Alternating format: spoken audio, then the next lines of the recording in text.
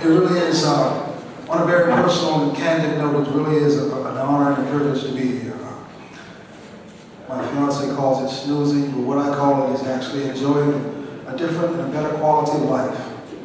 Where I came from, when I first came in contact with the National Student Partnership, I was literally sleeping on the streets. Outside of the Martin Luther King Library, we called it Homeless Row.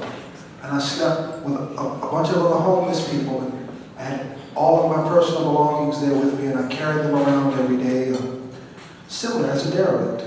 And one day, I believe I wanted somewhere warm to be, and I wandered into Perry School.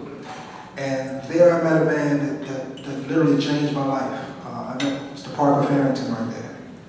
And to this very day, I'm still grateful. He's working. What Parker did, Parker actually, he showed a compassion and an empathy and an understanding that I didn't really know existed. Of course, by this time, I had alienated myself from anyone who I believe loved me. And Parker didn't know me from a can of, like we normally say, a can of unlabeled paint. He didn't have the vaguest idea who I was. All he knew was I was a person that was there in need. And what he did, he doesn't know it, probably he does know it by now, but he showed me a random act of kindness that I never even really knew existed. I was pretty much at the very bottom of my life. I was doing drugs, and I was in and out of jails for very petty crimes. And what Parker did is Parker saw beyond all of that. And Parker helped me from the very first day I became acquainted. He helped me with everything it was I needed that they still offer today. With an email address I had no idea existed. With how to become basically computer literate.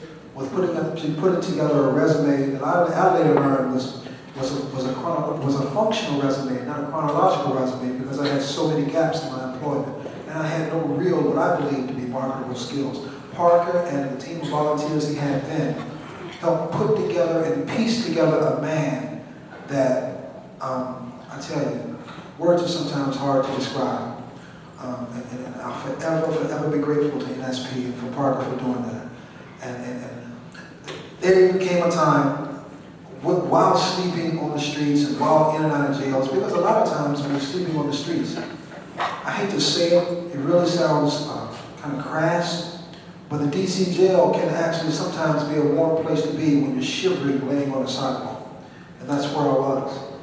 Once I realized that I personally no longer wanted to live that way, I remembered the things that Parker had told me, and I went back to the exact same place with the people who picked me up from out of nowhere and put me on a road. And they gave me an understanding that I was better than I believed I was, because I felt society had kicked me down and held me down so much. That wasn't true.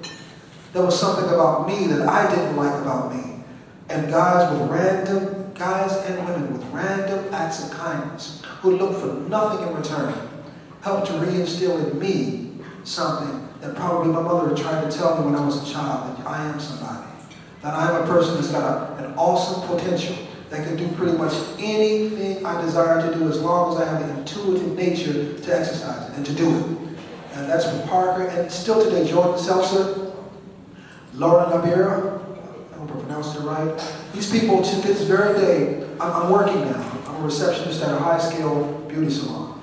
In preparing to go further into my field of study, which is an HIV counselor.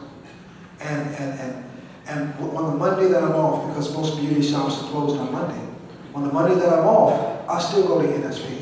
And I try to tap into it and see if there's anybody that seemed like me, that I can possibly help. Because there's something about giving of yourself.